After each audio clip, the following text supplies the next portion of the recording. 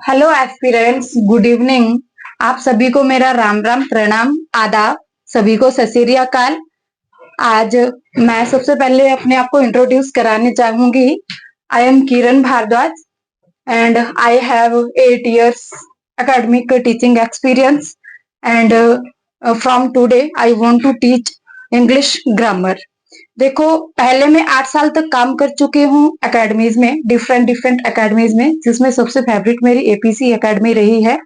और अब मैं सिलेक्टेड हो चुकी हूँ Himachal Pradesh state electricity board में। तो आगे एकेडमिक एजुकेशन में नहीं दे पाऊंगी, ऑफलाइन क्लासेस जो देती थी। तो अब मैं सोच रही हूँ कि मैं बच्चों को और आगे नॉलेज देने के लिए अपनी ऑनलाइन क्लासेस को स्टार्ट करती हूँ। तो आज से मैं इंग्लिश ग्रामर पढ़ाना शुरू करती हूँ। जो भी बच्चे किसी भी कॉम्पिटेटिव एग्जाम्स की तैयारी कर रहे हैं तो वो आराम से अपनी स्टडी कर सकते हैं विदाउट फाइनेंशियली वीकनेस को समझते हुए। कोई भी ये ना समझे कि हमारी फाइनेंशियल कंडीशन ऐसी है वैसी है वो है। इंग्लिश ग्रामर के जितने भी चैप्टर रहेंगे कंटिन्यू क्लासेस में मैं आपको पूरा का पूरा इंग्लिश ग्रामर करवा दूंगी। नेक्स्ट हो सकता है टाइम जितना मुझे लगे इंडियन जीके वो भी करवा दूंगी, और आपका हिंदी रहता है, एचपी जीके रहता है, करंट अफेयर्स रहता है। जितना मुझे टाइम मिल सके उतना मैं आप लोगों तक पहुंचाने की कोशिश करूंगी, रोज क्लासेस अपलोड करने की कोशिश करूंगी। तो आप स्टार्टिंग से ये मत समझे कि इसमें कोई मटेरियल नहीं है। एक बार क्लास को आप स्टार्टिंग से एंड तक देखिए और उसके बाद देखिए कि और चैनल के अपेक्षा इन क्लासेस में आपको कितना बेनिफिट्स मिल रहा है, कितना आपको डीप मिल रहा है, कितना अप से मिल रहा है। यहाँ से शुरू जो हम करेंगे वो शुरुआत करेंगे बिल्कुल जीरो से लेकर, बेस आपका जीरो जहां से स्टार्ट होता है वहां से शुरू करेंगे और ले जाएंगे आपका हायर एजुकेशन तक। किसी भी कॉम्पिटेटिव एग्जाम्स की आप तैयारी कर रहे हैं, बड़ी बेनिफिशियल से आपके लिए क्लासेस रहने वाले हैं। तो स्टार्ट करते हैं आज से हम पहली इंग्लिश ग्रामर की क्लासेस। इंग्लिश की सबसे पहले हम बात करते हैं तो इंग्लिश स्टार्ट होती है एबीसीडी से। जब भी हमने पढ़ा था तो इंग्लिश स्टार्ट हमने एबीसीडी से की थी। चलो, सबसे पहले आपको पता है कि जो एबीसी हमारे पास रहते हैं उनको हम सबसे पहले बोलते क्या है, ठीक है। सबसे पहले जब भी आप स्कूल्स में जाते हैं तो क्या पढ़ते हो? अल्फाबेट।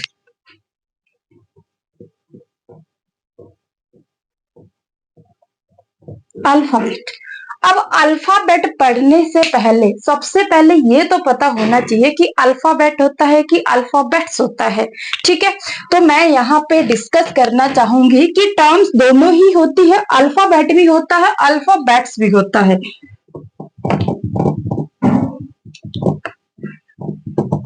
अल्फाबेट्स भी होता है, पर ये डिफरेंट डिफरेंट टर्म्स में यूज होते हैं। अल्फाबेट जो आप ए टू जेड पढ़ते हो, ए टू जेड जो आप पढ़ते हैं उन्हें हम अल्फाबेट कहते हैं। देखो, अगर आप ए टू जेड के लिए अल्फाबेट्स कह रहे हैं तो यू आर रॉन्ग। कहा? देखो, अल्फाबेट्स की हम बात करें तो अल्फाबेट्स क्या होता है? डिफरेंट डिफरेंट लैंग्वेजेस लेटर्स, जो डिफरेंट डिफरेंट लैंग्वेजेस के लेटर होते हैं उनको हम क्या बोलते हैं? अल्फाबेट्स बोलते हैं। जैसे मान लीजिए मैं यहाँ पे लिखती हूँ, ये लिखा मैंने, ये लिखा मैंने, और ये आपका पंजाबी में कुछ इस तरह से लिखा जाता है, जो भी है। तो इनको हम अल्फाबेट्स कह सकते हैं। बट कभी भी आप ए टू जेड जितने भी आपके पास लेटर्स रहते हैं उनको आप अल्फाबेट्स नहीं कह सकते। ये खाली आपके क्या रहते हैं? अल्फाबेट रहते हैं। अब कॉम्पिटेटिव एग्जाम के पॉइंट ऑफ व्यू से यहाँ पे भी आपके पास 1 मार्क्स है। कहाँ है? सेंटेंस दिया जाएगा आपके पास, एक सेंटेंस दिया जाएगा।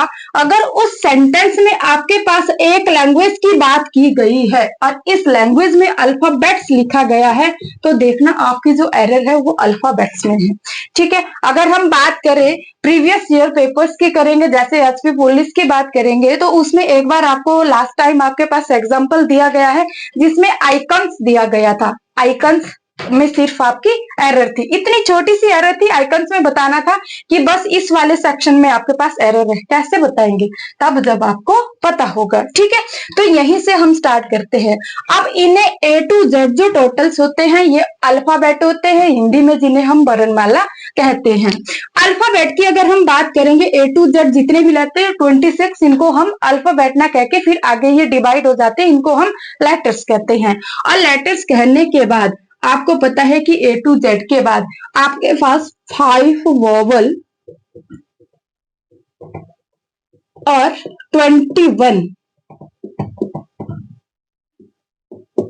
कॉन्सोनेंट्स आ जाते हैं। इन चीजों को इतनी ज्यादा लिखने की जरूरत तो नहीं है, बस ये आपको याद रखना है अल्फाबेट और अल्फाबेट्स के रिगार्डिंग, ठीक है। अब नेक्स्ट हम बात करते हैं एबीसी की। अगर बात करें तो यहाँ पे आपकी खत्म हो जाती है। एबीसीडी पढ़ ली आपने, क्लास में पढ़ ली, स्कूल में पढ़ ली, कहीं पे भी पढ़ ली। नेक्स्ट आपके पास इंग्लिश के रिगार्डिंग जो टर्म आती है, उस दूसरी टर्म का नाम हमारे पास है वर्ड। जब आप अल्फाबेट सीख लेते हो तो उसके बाद जो नेक्स्ट आपके पास टर्म रहती है वो आपका क्या है, वर्ड कहलाता है। और वर्ड किसको बोलते हैं तो आपको पता है, डेफिनेशन लिखो कि ना लिखो, ठीक है। तो आपके पास पता है ए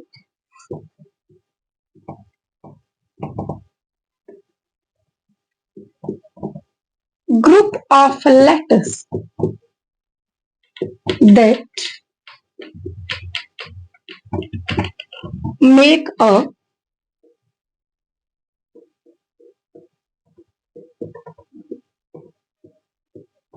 complete sentence is called a word। कहीं कहीं आपने पढ़ा होगा एक group of letter is called a word, जो कि गलत होता है। कैसे गलत होता है? ग्रुप ऑफ वर्ड तो आपने बना लिया, उसकी कोई सेंस नहीं बन रही होगी। जैसे मान लीजिए हम बोलते हैं स्काई, स्काई। इस स्काई को अगर आप लिखेंगे, आप कहीं पे भी देखेंगे, आपको पता है कि इसका मतलब क्या होता है। अगर मान लीजिए आप लिखते हो ये भी ग्रुप ऑफ लेटर्स है, ये भी ग्रुप ऑफ लेटर्स है, बट ये आपके पास एक कंप्लीट सेंस नहीं दे रहा है। अगर ये कंप्लीट सेंस नहीं दे रहा है तो क्या इसको वर्ड कह सकते हैं? नहीं, इसको हम ग्रुप ऑफ लेटर कह सकते हैं, बट इसको वर्ड नहीं कह सकते। क्यों नहीं कह सकते? क्योंकि ये आपको कंप्लीट सेंस नहीं दे रहा है। इसको हम ग्रुप ऑफ लेटर्स भी कह सकते हैं, वर्ड भी कह सकते हैं। क्यों? क्योंकि ये आपके पास ग्रुप ऑफ लेटर्स तो है ही, 1 2 3 3 आपके पास इसमें लेटर्स लगे हैं, प्लस नेक्स्ट ये आपको एक कंप्लीट सेंस दे रहा है। स्काई जब बोलेंगे एकदम से आपके दिमाग में आएगा स्काई, आकाश, ठीक है। तो ये आपके पास दो एक टर्म हमने अभी पढ़ी, जिनको हम सबसे पहले हमने डिवाइड किया कि सबसे पहले तो अल्फाबेट पढ़ी जिसमें A to Z हमने पढ़ा था, ठीक है। इसको भी डिवाइड किया था। सबसे पहले अल्फाबेट होता है, अल्फाबेट्स नहीं होता, अल्फाबेट्स होता है letters of the different languages, ठीक है। और नेक्स्ट हम बात करेंगे कि इसके 5 वोवल है और 21 कॉन्सोनेंट्स है, ठीक है। नेक्स्ट हम हमारे पास वर्ड रहती है। वर्ड को भी डिवाइड किया कि group of letter that make a complete sense is called word, ठीक है। ग्रुप ऑफ लेटर भी दो प्रकार के होते हैं, एक ऐसा जो आपको कंप्लीट सेंस दे और दूसरा होता है जो आपको कंप्लीट सेंस नहीं देता है। तो ग्रुप ऑफ लेटर्स दोनों को कह सकते हैं, वट वर्ड आप एक ही को कह सकते हैं, ठीक है। जब आप वर्ड तक पहुंच जाते हैं, वर्ड वाली कंडीशन को पार कर जाते हैं, तो इसके बाद नेक्स्ट आपके पास आता है, नेक्स्ट जो कंडीशन रहेगी जो आपको सीखना है वो आपके पास रहता है सेंटेंस। क्या रहता है?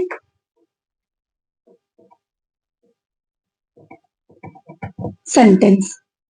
अब सेंटेंस की अगर हम बात करते हैं तो वही फिर घिसी पिटी definition, group of words that make a complete sense is called a sentence. अब आपको लिखना हो तो लिख सकते हैं, नहीं लिखना हो तो वो भी आप देख सकते हैं कि नहीं लिखना हो तो। सेंटेंस की डेफिनेशन मैंने बताई, ए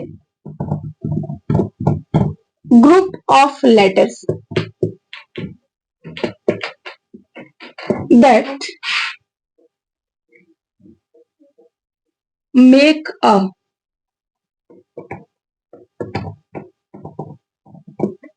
complete sense is called a, ये आपका सेंटेंस, ठीक है। अब सेंटेंस में भी सेम रहता है। अगर आप खाली बोलेंगे ए ग्रुप ऑफ लेटर्स तो उसके केस में हमने बोला एक सेंटेंस आपके पास है स्काई इज ब्लू और दूसरा आपके पास रहता है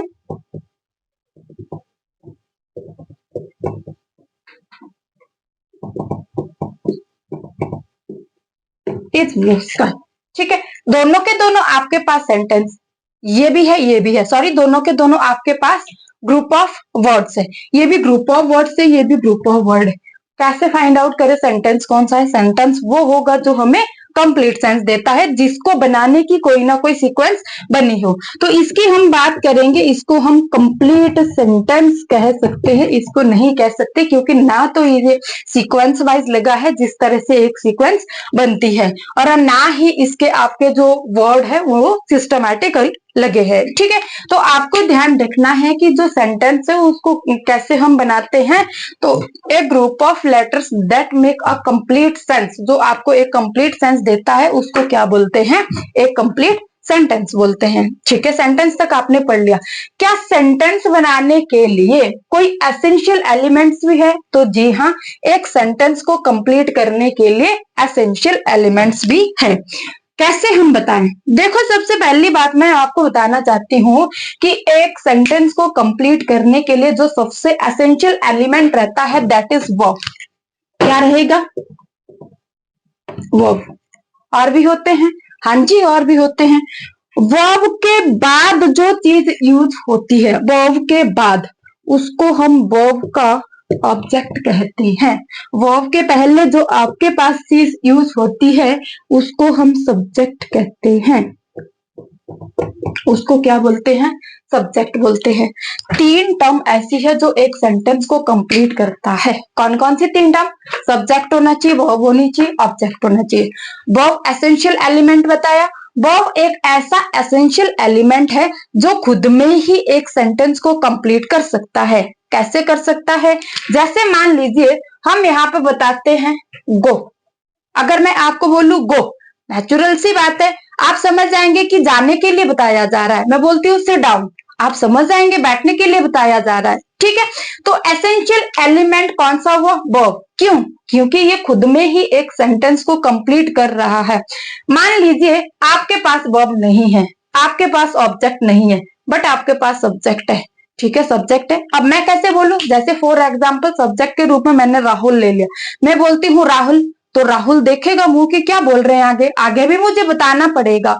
क्या मुझे आगे बताना है? वो दूसरा आपका एसेंशियल एलिमेंट रहता है वर्ब, कि राहुल को अगर कुछ बताना है, उसको कुछ काम देना है, तो क्या काम देना है उसके बारे में मुझे जरूर बताना पड़ेगा। सब्जेक्ट खुद में सेंटेंस को कंप्लीट नहीं कर सकता, ऑब्जेक्ट खुद में सेंटेंस को कंप्लीट नहीं कर सकता है। समझ आई बात? नेक्स्ट, अब नेक्स्ट आपको ध्यान रखना है, जो सब्जेक्ट है वो कौन कौन सी चीजें बन सकती है, जो ऑब्जेक्ट है वो कौन कौन सी चीजें बन सकती है। क्या इसके एक ही प्रकार के सब्जेक्ट होते हैं, एक ही प्रकार के ऑब्जेक्ट होते हैं? इन चीजों के बारे में हम पढ़ते हैं। ठीक है, तो इन चीजों के बारे में पढ़ने के लिए मैं आपको एक पूरा ही ग्राफ तैयार करती हूँ कि कौन कौन सी चीजें आपके पास हो सकती है एक सेंटेंस के अंदर। देखो, बाकी आप सारी चीजें सीख जाएंगे, अगर आपको प्रॉपर तरीके से ये पता नहीं है कि सब्जेक्ट क्या होता है, ऑब्जेक्ट क्या होता है।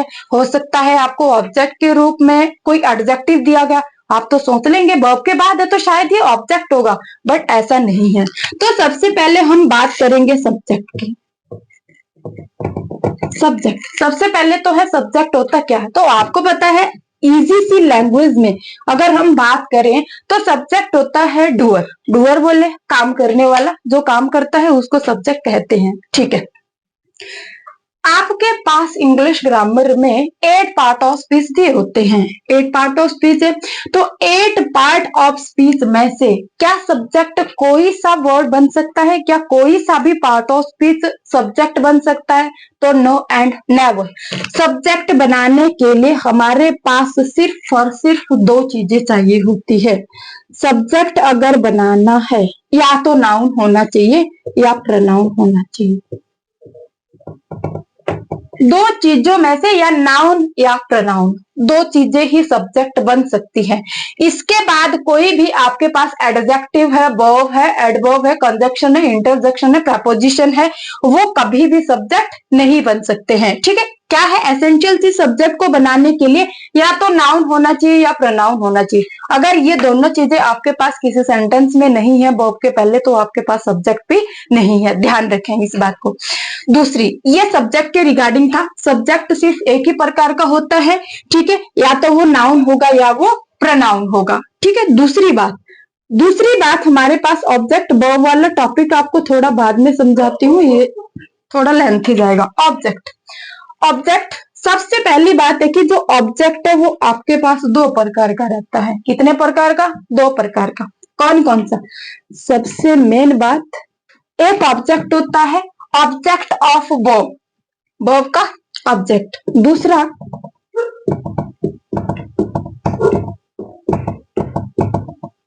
Preposition, object of preposition. दो चीजों के ऑब्जेक्ट रहते हैं, एक वर्ब का ऑब्जेक्ट होता है, एक प्रेपोजिशन का ऑब्जेक्ट होता है। बाकी किसी भी चीज का कोई ऑब्जेक्ट नहीं होता है। अगर आपके पास अदर थिंग्स आए कि आपके पास वर्ब के बाद अगर एडवर्ब वगैरह इस तरह के आए तो उसको हम ऑब्जेक्ट की कैटेगरी में नहीं लेते हैं। ऑब्जेक्ट टेकिंग वर्ड कौन कौन से होते हैं? Only two. कौन से? एक वर्ब होती है, एक प्रेपोजिशन होती है। समझ में आया? नेक्स्ट, जो ऑब्जेक्ट है क्या वो कोई भी वर्ड बन सकता है? सेम जैसे हमने नाउन के बारे में बात की थी, जैसे सब्जेक्ट के बारे में बात की थी। तो यहाँ पे भी आपको ध्यान रखना है कि 8 पार्ट ऑफ स्पीच में से 2 पार्ट ऑफ स्पीच ऐसे है जो ऑब्जेक्ट बन सकते हैं। कौन कौन से हैं वो भी मैं आपको बता रही हूँ कि वो भी सेम है। जो सब्जेक्ट बन सकते हैं वही ऑब्जेक्ट बन सकते हैं। एक नाउन है, दूसरा प्रनाउन है। क्लियर? ऑब्जेक्ट भी आपके पास दो ही रहते हैं, या तो वो नाउन होना चाहिए या वो प्रनाउन होना चाहिए। समझ में आई बात? अब नेक्स्ट मैं बताती हूं आपको कि अगर वर्ब के डायरेक्ट बाद आपके पास कोई नाउन या प्रनाउन दिया गया है तो वहां पे जो आपका ऑब्जेक्ट है वो कैसा है? वर्ब का ऑब्जेक्ट है। नेक्स्ट, अगर आपके पास प्रेपोजिशन, वर्ब के बाद कोई प्रेपोजिशन दी गई है, अगर आपके पास वर्ब के बाद कोई प्रेपोजिशन दी गई, प्रेपोजिशन तो आपको पता है, into, on, into, under, below, above, पढ़ेंगे इन बारे में भी। ठीक है, प्रेपोजिशन के बाद अगर आपके पास वर्ब के बाद कोई प्रेपोजिशन दी गई है और प्रेपोजिशन के बाद कोई भी आपका नाउन या प्रोनाउन आया है तो गलती करके भी वो वर्ब का ऑब्जेक्ट नहीं है जी। वो किसका ऑब्जेक्ट है? वो आपके प्रेपोजिशन का ऑब्जेक्ट है। ध्यान रखें इस बात को कि ऑब्जेक्ट भी आपकी सिर्फ दो चीजें बन सकती है। कौन कौन सी? या तो नाउन होना चाहिए या प्रोनाउन होना चाहिए। ठीक है, सब्जेक्ट की बात करेंगे, सब्जेक्ट भी आपकी दो चीजें बन जाती है। कौन कौन सी? या नाउन होना चाहिए या प्रोनाउन होना चाहिए। अगर वर्ब के बाद या प्रेपोजिशन के बाद आपके पास कोई अदर वर्ड्स दिया गया, जैसे मान लीजिए आपके पास कोई एडजेक्टिव दिया गया, आपके पास कोई एडवर्ब दी गई है, तो ध्यान रखें कि वो वाला ऑब्जेक्ट नहीं है। ना ही वो प्रेपोजिशन का ऑब्जेक्ट है, ना ही वो वर्ब का ऑब्जेक्ट है। और ध्यान रखें कि प्रेपोजिशन के बाद तो नाउन और प्रोनाउन का आना जरूरी है। अगर प्रेपोजिशन के बाद कोई नाउन या प्रोनाउन नहीं आया है तो ध्यान रखिए कि वो प्रेपोजिशन का एग्जिस्टेंस भी वहीं खत्म हो जाता है, क्योंकि प्रेपोजिशन जो काम करती है वो सिर्फ और सिर्फ नाउन और प्रोनाउन के लिए काम करती है। इस बात को भी आपने ध्यान में रखना है। तो आपने दो चीजें पढ़ी, क्या क्या पढ़ी थी? एक तो आपने ऑब्जेक्ट पढ़ा, दूसरा आपने सब्जेक्ट पढ़ा था। सब्जेक्ट क्या क्या चीजें बन सकती है? या तो नाउन होना चाहिए या प्रोनाउन होना चाहिए। क्लियर? सब्जेक्ट होता क्या है? ये आपका डूअर होता है, काम करने वाला होता है। और काम को रिसीव करने वाला जो रिसीवर होता है उसको आप क्या बोलते हैं? ऑब्जेक्ट बोलते हैं। ठीक है, जिस पर काम अप्लाई होता है, रिसीवर होता है उस काम को करने वाला, वो ध्यान रखें कि उसको हम ऑब्जेक्ट कहते हैं। ऑब्जेक्ट भी आपके पास दो प्रकार के होते हैं। कौन कौन से? एक वर्ब का ऑब्जेक्ट है, दूसरा आपके पास प्रेपोजिशन का ऑब्जेक्ट है। ठीक है, वर्ब का ऑब्जेक्ट है, प्रेपोजिशन का ऑब्जेक्ट है। क्या क्या चीजें हो सकती है? या तो नाउन होना चाहिए या प्रोनाउन होना चाहिए। ठीक है, दोनों के बाद में। अगर वर्ब के डायरेक्ट बाद नाउन या प्रोनाउन है वो वर्ब का ऑब्जेक्ट है। अगर प्रेपोजिशन के तुरंत बाद नाउन या प्रोनाउन है तो गलती से भी वो वर्ब का ऑब्जेक्ट नहीं हो सकता, वो फिर प्रेपोजिशन का ऑब्जेक्ट कहलाता है। मे भी आपको ये चीज समझ आई होगी। फॉर एग्जाम्पल, थोड़ा सा एग्जाम्पल देती हूँ, उसके बाद वर्ब के बारे में आपको समझाती हूँ। ठीक है, एग्जाम्पल की आप बात करें, जैसे हम यहाँ पे बोलती हूँ आई मीट राहुल। दूसरा एग्जाम्पल आपके पास है आई गो टू स्कूल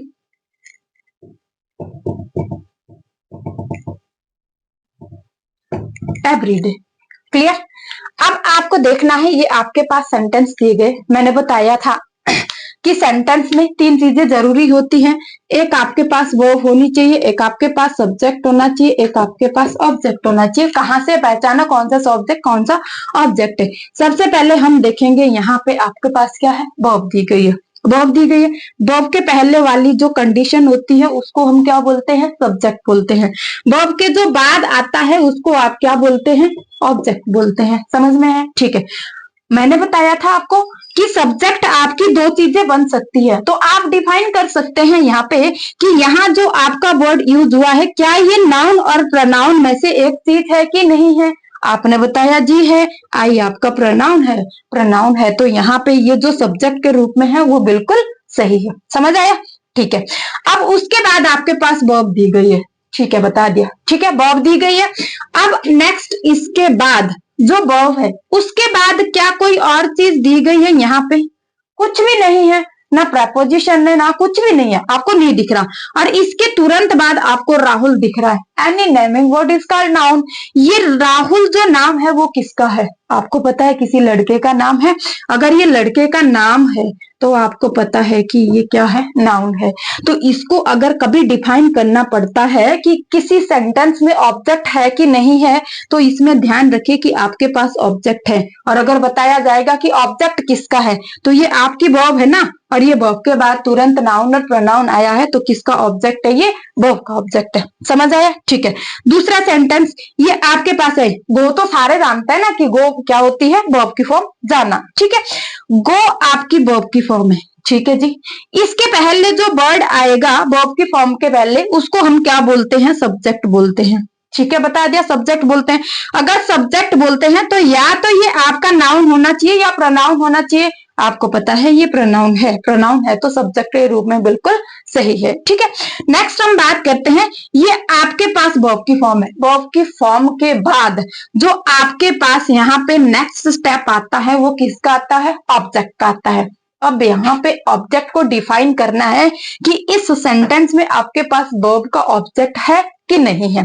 तो ध्यान रखें कि ये जो आपकी गो आपकी वर्ब की फॉर्म है, इसके बाद जो ये टू लगा है, टू, क्या ये नाउन और प्रोनाउन है? तो आप भी बताएंगे कि नहीं। अगर नाउन या प्रोनाउन नहीं है तो क्या है? तो आप बोलेंगे कि ये आपके पास प्रेपो है, प्रेपोजिशन है। समझ आया? प्रेपोजिशन के बाद जो आने वाली चीज है वो क्या नाउन और प्रोनाउन है कि नहीं? नहीं है। तो ये भी नेमिंग वर्ड है, स्कूल है, तो ये भी आपके पास नाउन दिया गया है। अगर ये नाउन है तो ये प्रेपोजिशन का ऑब्जेक्ट है। समझ में आया? क्यों? क्योंकि गो के बाद तो आपके पास प्रेपो दी गई है, और प्रेपोजिशन के बाद जो आपके पास यहाँ पे आने वाली चीज है वो नाउन या प्रोनाउन जरूर होना चाहिए। अगर मान लीजिए आपके पास स्कूल ना होता, डायरेक्ट आपके पास एवरीडे दिया गया, एवरीडे आपकी एडवर्ब, जो आपके पास एवरीडे यहाँ पे दिया गया है, क्या वो इसका ऑब्जेक्ट बन सकता था? कभी नहीं बन सकता था। क्यों? बताया, ऑब्जेक्ट दो चीजें होती है, या नाउन होना चाहिए या प्रोनाउन होना चाहिए। इसके बाद जो आपकी कोई भी चीज है, अगर नाउन या प्रोनाउन को छोड़कर अदर चीज है, तो इसको हम इसका ऑब्जेक्ट नहीं मान सकते, और खासकर प्रेपोजिशन का तो यूज भी नहीं कर सकते। तो ये मेन चीजें रहती है एक सेंटेंस के। मैं एक सेंटेंस की फॉर्मेशन आपको बता रही हूँ कि सेंटेंस में तीन चीजें होती है, तीन चीजें होती है। मैंने आपको सब्जेक्ट बताया और ऑब्जेक्ट, इन दोनों के बारे में मैं आपको अभी डिफाइन कर चुकी हूँ कि सब्जेक्ट क्या होता है। बताया कि सब्जेक्ट आपका डूअर होता है। ऑब्जेक्ट क्या होता है? ऑब्जेक्ट होता है रिसीवर होता है, बताया मैंने आपको। ठीक है, सब्जेक्ट क्या क्या चीजें बन सकती है बता दिया। ऑब्जेक्ट कितने प्रकार के होते हैं? दो प्रकार के, एक वर्ब का ऑब्जेक्ट होता है, दूसरा आपका प्रेपोजिशन का ऑब्जेक्ट होता है। ऑब्जेक्ट कौन कौन सी चीजें बन सकती है? सेम बताया, या नाउन या प्रोनाउन, दोनों ही चीजें आपकी ऑब्जेक्ट बन सकती है। अगर इन चीजों को छोड़कर कोई अलग चीज दी गई है तो वो कभी भी इसका ऑब्जेक्ट नहीं बन सकती है। ये थी आपकी आज की जो है वो क्लास में सब्जेक्ट और ऑब्जेक्ट को आपने डिफाइन किया है। ठीक है, थोड़ा सा मैं आपको वर्ब के बारे में बता देती हूँ कि वर्ब का क्या क्या काम रहता है, ये कितने प्रकार की होती है, और नेक्स्ट क्लास में मैं आपको बताऊंगी कि जो आपके आगे की जो फॉर्मेशन रहती है, जब आप एक सेंटेंस को बनाना सीख जाएंगे, एक सेंटेंस के लिए एसेंशियल एलिमेंट्स क्या क्या होते हैं वो सीख जाएंगे तो आगे जो नेक्स्ट टॉपिक होगा, चाहे टेंस आप पढ़ना चाहो तो टेंस में आपके लिए कोई भी प्रॉब्लम नहीं होगी। तो मैं बात करती हूँ अब आपके पास जो इंपॉर्टेंट सेक्शन होता है, एसेंशियल एलिमेंट होता है एक सेंटेंस का, उसको आप वर्ब कहते हैं। क्लियर है? अब वर्ब के बारे में पढ़ते हैं थोड़ा सा। वर्ब की मैं यहां से बात करूं तो आपके पास 5 प्रकार की वर्ब रहती है। कितने प्रकार की रहती है?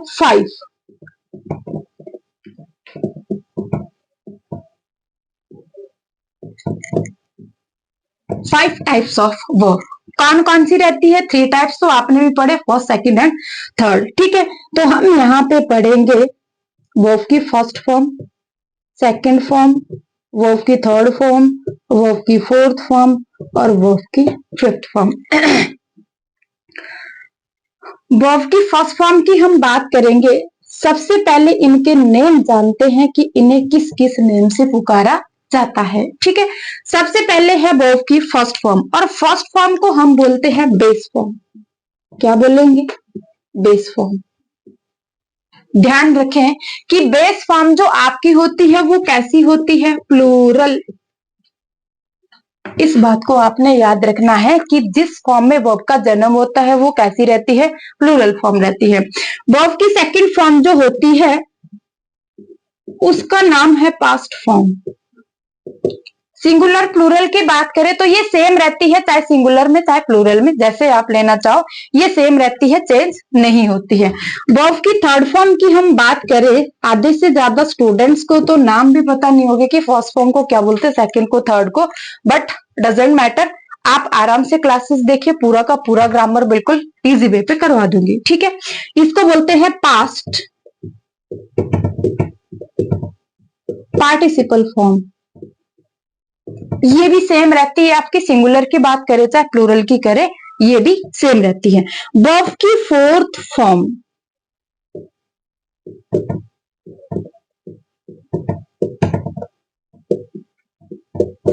इसका नाम है प्रेजेंट पार्टिसिपल फॉर्म। क्या नाम है? Present participle form. ठीक है, फिफ्थ फॉर्म की हम बात करेंगे यहां से, तो नाम तो इसका भी बेस फॉर्म ही है, पर थोड़ा सा फर्क है कि ये सिंगुलर होती है। क्या होती है? सिंगुलर। चलो ठीक है, सिंगुलर होती है। कोई एक फॉर्म हम यूज करते हैं यहाँ पे, जो हमारे पास कोई सी भी फॉर्म है आप ले लो, चाहे आप प्ले को ले लो, इजी सी फॉर्म, ये है प्ले। आपको पता है ना, जब हम शुरू करेंगे प्ले से पढ़ना तो प्ले पढ़ेंगे सबसे पहले, और इसी प्ले को हम वर्ब की फर्स्ट फॉर्म कहते हैं। फर्स्ट फॉर्म यही बेस फॉर्म होती है। अब सिंगुलर प्लूरल की हम बात करें तो ध्यान रखें कि जो प्ले है वो आपकी क्या रहेगी? प्लूरल फॉर्म रहेगी।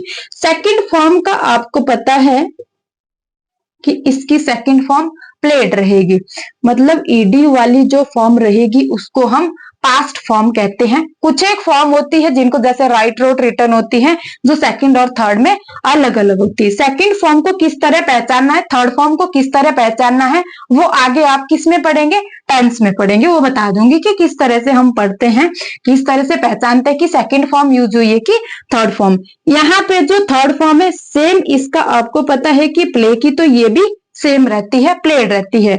और फोर्थ फॉर्म की हम बात करेंगे जिसका नाम है प्रेजेंट पार्टिसिपल, तो ये आपको पता है कि ये हमारे पास रहती है प्लेइंग, और यही आपकी नाउन फॉर्म भी होती है। किस तरह से नाउन फॉर्म में यूज होती आगे मैं बता दूंगी आपको। ठीक है, नेक्स्ट आपके पास रहती है बेस फॉर्म, जो सिंगुलर आती है। सिंगुलर में जो आपके पास रहती है उसका नाम आएगा प्लेस। क्या आएगा? प्लेस। ये प्ले के साथ जब एस जुड़ गया तो ये सिंगुलर बन गई। ये सबसे मेन चीज है जो पूरे ग्रामर में आपके पास यूज होगी। ठीक है, इन चीजों को आपने याद रखना है। अब यहाँ पे एक चीज और बताना चाहूंगी आपको, छोटी सी चीज। अगर नाउन और वर्ब, अगर नाउन और वर्ब की सिंगुलर प्लूरल के वे पे हम बात करें तो ये एक दूसरे के बिल्कुल अपोजिट रहते हैं। ठीक है, कैसे अपोजिट रहते हैं? जैसे मान लीजिए वर्ब में हमने एग्जाम्पल लिया था प्ले का लिया था। यहाँ पे नाउन में हम ले लेते हैं बॉय का। ठीक है, यहाँ पे एस है नहीं है, यहाँ पे एस है नहीं है। आप मुझे खुद बताएंगे कि बॉय आपका सिंगुलर है कि प्लूरल है। और यहाँ पे आपके पास प्ले है, इसके बारे में आप मुझे बताएंगे कि प्ले आपका सिंगुलर है कि प्लूरल है। ये जो क्वेश्चन है ये है आपके आज के क्लास के लिए, और कमेंट बॉक्स में आप जरूर मुझे इसका रिप्लाई करेंगे। कल से लेकर जो क्लास होगी उसे मैं यहाँ से आगे शेयर करूंगी, ठीक है। यहाँ से आगे हम नेक्स्ट क्लास को स्टार्ट करेंगे। ये थी हमारी आज की फर्स्ट क्लास। जितना आपको आज की फर्स्ट क्लास में पढ़ाया गया है, मे बी आप इसको अच्छी तरह इंप्लीमेंट करेंगे। और ये बात आपको ध्यान रखनी है कि अगर आपने फर्स्ट क्लास नहीं देखी है, सेकंड क्लास में डायरेक्ट आएंगे तो समझ जरा भी नहीं आएगा, क्योंकि मेरे पढ़ाने का तरीका 8 साल का एक्सपीरियंस है, एकेडमिक एक्सपीरियंस मुझे। तो ध्यान रखें कि इतना ये भी नहीं है, बट ये है कि मैं स्टार्टिंग से शुरू कर रही हूँ, जीरो से। तो सबसे पहले आप इसी क्लास को देखें, क्योंकि पूरा का पूरा ग्रामर इस पे बेस्ड रहेगा। अगर आप ये क्लास नहीं देखते हैं, बीच में आके आप कहीं पे खड़े हो जाए कि यहाँ से समझ नहीं आया, तो आपको जरा भी समझ नहीं आएगा, ये 101% श्योर है, ठीक है। तो आज की क्लास को यहीं पे समाप्त करते हैं। Thanks and thanks to all.